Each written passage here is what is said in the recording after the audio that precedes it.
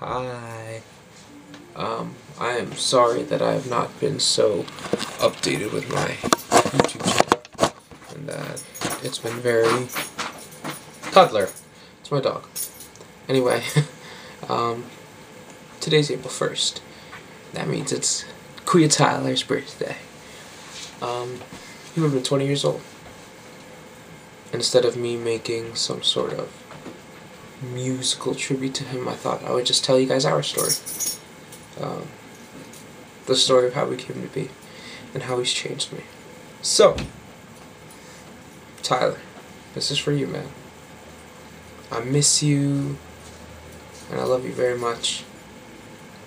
Thank you for everything. So, there I was, a 15-year-old boy that was sitting in the pews of the church, and in front of me lay a casket at the center of the altar. The sounds of crying family members, the feelings of pain and sorrow filled the church. But me?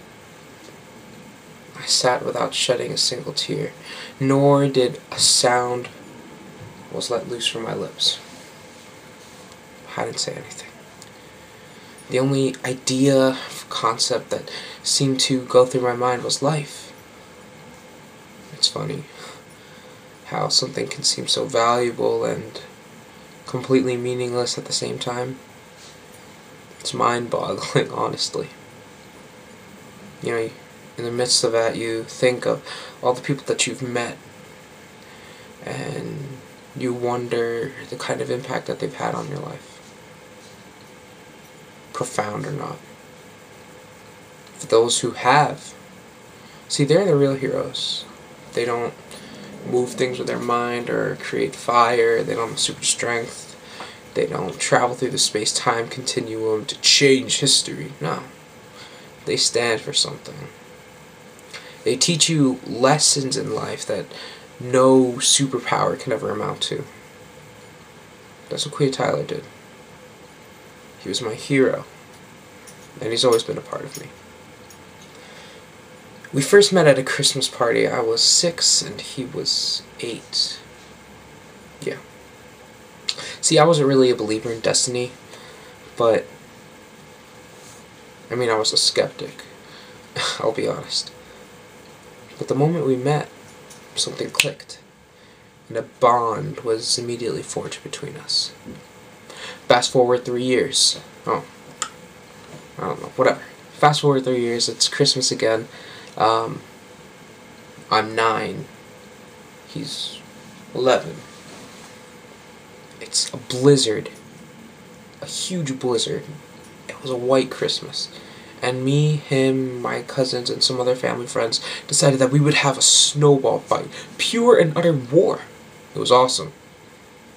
But on and off that snowy battlefield, Tyler and I, we grew up as brothers. And, you know, when he moved to New Jersey, that bond grew even stronger. Over the years, we would talk about the things that, you know, plagued the minds of teenage boys, girls, sports, video games, everything. You know, he would teach me how to play basketball, how to throw a football. He slept over my house, I would sleep over his. And he taught me how to play one of the best first-person shooters ever known to mankind, known as Halo. I never even owned an Xbox, so that's how good it is. See, Tyler is my unofficial Kuya, and I think he knew that. My Kuya Tyler was as invincible as the world's greatest hero. Superman! I mean that. October 3rd, 2008 rolls around, and I found out that my superhero passed away. When I first heard the news, I didn't know what to say or how to react. I knew for sure that my heart was destroyed, and suddenly there was just this emptiness, you know. And it's just something that's been a part of me up to this very day. Tears streaked down my cheeks, but emotions, yeah, they were gone. My family was crying, and it just went throughout the whole house, but I couldn't feel anything. I didn't hear anything. I couldn't be sad because I didn't know how to. And for the first time in a long time, my heart and my mind were numb. I never felt that way before, and I felt lost. But my thoughts, whatever I thought, seemed to always crawl back to Tyler. See, I always saw him as the brother, like the poster child of what a brother should be like. I remember my grandma always telling me, be like Tyler. See how he takes care of his sisters? It's good. See, Tyler wasn't just my Kuya. He had 3 little sisters to take care of as well. He was compassionate, he's compassionate, caring, and he always put them first. He showed me that I had to be the same way for my little sisters, and that I would always have to protect them. I remember seeing him lie in his casket, and every birthday cake blown, every joke ever made, and every laugh that we shared flashed through my head. As I sat in that church pew, I was stiff, weak, and reluctant to tell people how much pain I was in. Tyler taught me to stay strong and never back down. He showed me that I had to be strong, not just for me, but for my family. I needed to be the bigger man to show everyone that I had this strength. But come on, for a 15-year-old, there's only so much a kid like me could hold back. And I broke down. But how could I not, though, when I couldn't save the one person who was always there to save me? I felt like a failure, because Tyler, he never failed to rescue me. He's always there, through the good and the bad. If ever I needed a friend, he was there. I could talk to him. But I can't pay him back. I could never pay him back. I couldn't save him. For a very long time, I blamed myself, thinking if I talked to him that day, if I said something to him, maybe he wouldn't have done what he did. My heart was heavy and in pieces. I felt like I was just carrying this huge burden for months. Emotions became way too much to handle, and I felt trapped. I didn't really know how to release them. I felt myself falling into this darkness. I was afraid that I would act on an impulse, and I would just be trapped and question everything about my life. See, all I needed was the truth and some sort of form of closure. But in the middle of all this self-reflection and doubt and darkness and whatnot, I realized that, life's not easy. And there are times where you're going to be at the very, very top, and times you're going to be at the bottom. Me? Hell, I hit rock bottom fast. But then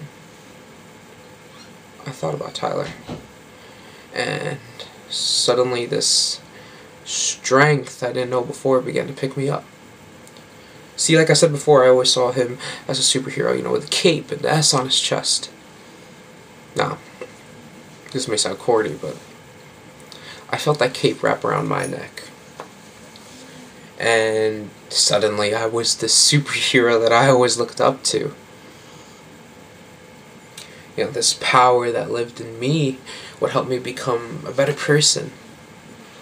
And I knew that Tyler lived in me. Now, when I look at myself in the mirror, I don't see this broken boy. No. I see the superhero. I see Tyler. I see somebody who, like a brother, I see somebody who takes care of his sisters now with this respect, this newfound respect and love for them, and this need to take care of them. I found this kid, this hero, who was willing to take risks, try new things, step out of my comfort zone. Lastly, I saw this hero. Yeah, somebody who was willing to save anyone, or try and help anyone, however, wherever, whenever he can. I mean, of course, there are points where I feel like I'm gonna just fall back into that pain, into that darkness, to the dark part of my life. But then I remember I've got a cape now. And I feel Tyler's hand reach out, right in front of me. I feel that strength. And suddenly I can pick myself up. Suddenly I feel super again. I feel great. I feel like me.